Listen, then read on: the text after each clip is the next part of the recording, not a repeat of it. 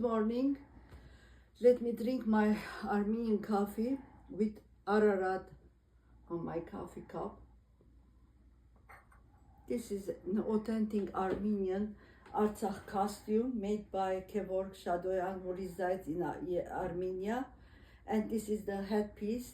And it is made for our Haigazian Armenian school. And thank our Haigazian Armenian school. And this song was dedicated to the Armenian army when they entered Kelbachar.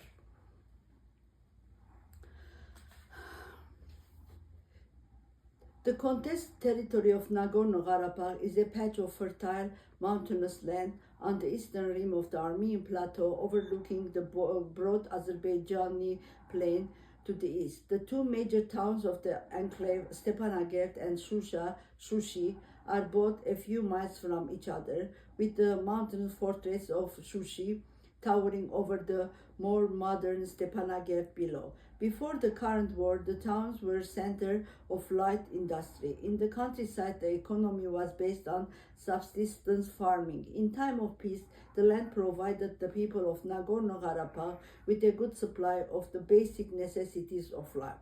The name Nagorno-Karabakh, meaning mountainous black garden, came into currency in this form in the 19th century and reflects linguistically the major imperial political powers that ruled the region during the past 1,000 years. Nagorno means mountainous in Russian, while Karabakh is a compound of the Turkish word of black kara and the Persian word for garden bagh. Ancient Greek and Roman sources indicate that Nagorno-Karabakh constituted a part of larger Armenian political entities from at least the 2nd century BC until the partition of the Kingdom of Armenia by the Romans and Sassanid Persians at the beginning of the 5th century AD. Thereafter, Nagorno-Karabakh was no longer a political union with the Armenian lands to the west. Nagorno-Karabakh fell under the rule of the more extinct Caucasian Albanians, the Seljuks and Ottoman Turks, the Mongols and the Persians before being conquered by the Russian Empire in 1805. Russian rule lasted unbroken until the collapse of the Tsarist Russia in 1917. Ottoman Turks attempted in 1918 to conquer Nagorno-Karabakh, but was foiled by its World War I defeat. Turkey's failure was immediately followed by an attempt at conquest by the newly independent Azerbaijani Republic, which was cut short by the occupation of Azerbaijan, Nagorno-Karabakh and Armenia by the Red Army in 1920. Both the Armenian SSR and the Azerbaijani SSR placed claim on Nagorno-Karabakh. In 1921, the region's Bolshevik leaders first assigned Nagorno-Karabakh to Armenia, but on July 5th, 1921, they reversed their decision, apparently upon the orders of Stalin, and awarded Nagorno-Karabakh to Azerbaijan. Most of the Nagorno-Karabakh was granted the status of an autonomous region of Azerbaijan in 1923, with Stepanakert as its capital. With the breakup of the Soviet Union in 1991, Armenia and Azerbaijan became independent republics. On December 10, 1992, the majority of people of Nagorno-Karabakh, as well as the Shahumyan district, voted to establish an independent republic. Since 1920, the province of Karabakh, administratively known as Nagorno-Karabakh, Mountainous Karabakh, had been under an Azeri jurisdiction, with Armenian constituting 85% of the population. To weaken the legitimacy of the Armenian claim over the territory, the Azeri government during the post-Stalin era had begun to colonize province with Azeri Turks. The Azeri encroachment into areas predominantly dominated by Armenians prompted those in Armenia to press for the annexation of Karabakh into the Republic of Armenia. It was not easy for Moscow to honor such requests. The pro-Armenian sentiment in the Kremlin in the early 1970s were generally made in defense to the veteran Armenian communist Anastas Migoyan, who had earlier served as chairman of the Supreme Soviet. At the time, Migoyan was the only surviving member of the original team of 1917 Bolshevik revolutionaries, and such as considerable influence Moscow Politburo. His survival was a remarkable achievement. He had been a member of the Communist Party's Central Committee. He had worked closely with Stalin in the Caucasus during the early stages of communist revolution and had never been in favor of Stalin's decision to place Karabakh under an Azeri jurisdiction. The territorial dispute over Karabakh came back into life in the mid-1980s. Mikhail Gorbachev assumed the leadership of the Soviet Union introduced the terms of glasnost and perestroika in the Soviet political lexicon. The era of glasnost promised to bring political and economic reforms and new surge of confidence to Soviet people. Glasnost invoked the people to assert their national identities, and the Armenians were first to jump on the bandwagon. In adopting policies of glasnost, Moscow created the conditions for nationalities to organize their own political force. Before glasnost, they were all Soviet citizens living in the brotherhood of the workers' paradise. But glasnost changed the multinationalist nature of Soviet Union, giving the people the freedom to seek political self-determination with the framework of the Soviet Union. Gorbachev's new era of openness and freedom of expression professed to signify a period of rising expectation proved to be an illusion with no expectations for the Armenians in Karabakh. They saw no difference between Stalin's rule and glasnost. The Armenians in Karabakh were in effect faced with double jeopardy. Not only were they required to conform themselves to the Soviet authoritative rule, but also suffer indignities of life caused by the Azeri governors. They were prisoners in their own home. Nobody cared to respond to their plight. Late in 1987, the Armenians in Karabakh petitioned Moscow to allow the annexation of their province with the state of Armenia. Armenians in Yerevan organized mass demonstrations in support of their brothers in Karabakh, but Moscow was quick to suppress a nationalist movement and promptly arrested the leaders of the Armenian community in Karabakh.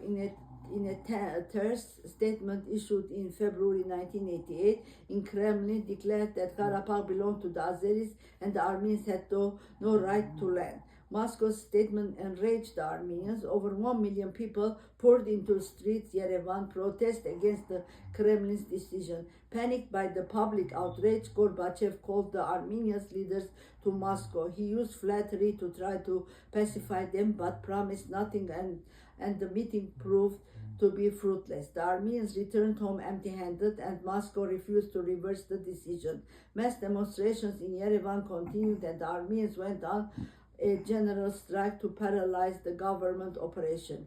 At the onset of the communist revolution, Lenin thought that the problem of nationalities would eventually go away and Soviet people would unite not as Armenians or Ukrainians, but as workers of the citizens of common united country, similar to the process of assimilation of great melting pot of the United States.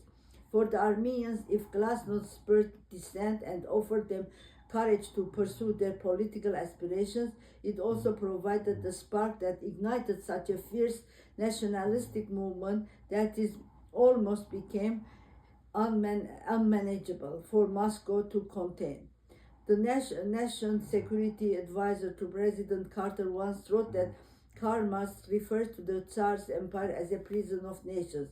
It was not too surprising to see Armenia, the smallest of the republic, would be the first volcano to erupt when Gorbachev ushered in the new era. 7 decades of communist rule were enough to convince the Armenians that the time had come for them to seek another political structure, this time based on the principles of democracy and the virtues of liberty and freedom.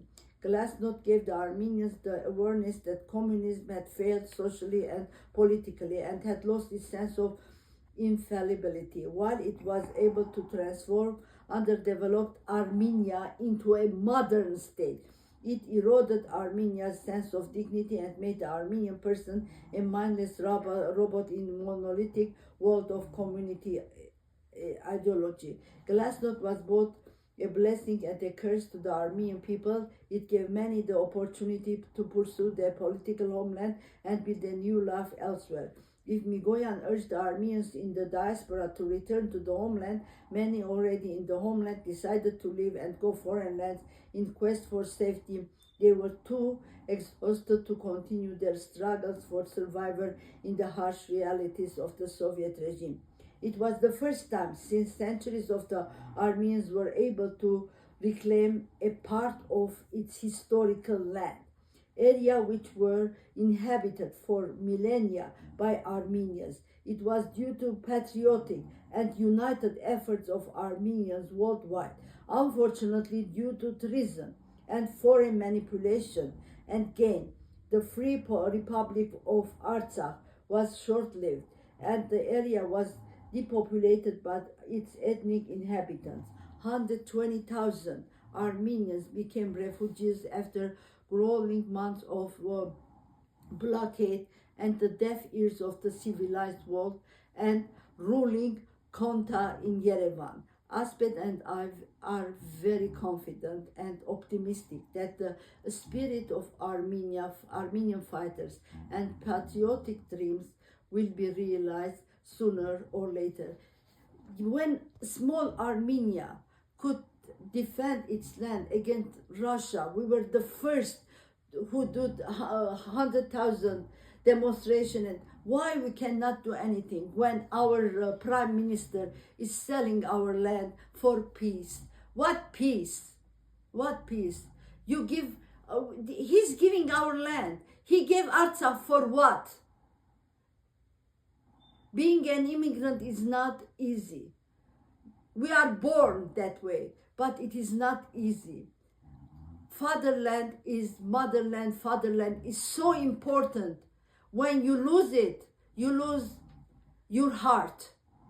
So please, please, please, Armenians, unite, unite, unite. Armenian fighters are excellent. You know, we saw it in Syria, Lebanon, anywhere there are Armenians living, they defended us. Really, in 1975 war, our young boys, 15, 16, 17, took guns and defended us. You know what? And we were living in other countries, in Arab countries.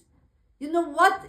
That 15, 16, 17, 20, 40, 50, 60, 70 years of men and women will do magic because they are defending their fatherland, their land, their home. Please, I beg you, unite and free our country. Thank you so much. The next is going to be next year. Have a happy new year, and I hope 2025 will bring back our Artsakh, and we will have a better prime minister or president, a patriotic, a president or a prime minister that loves Armenia, is a patriotic Armenian. Thank you so much. God bless you all. Bye.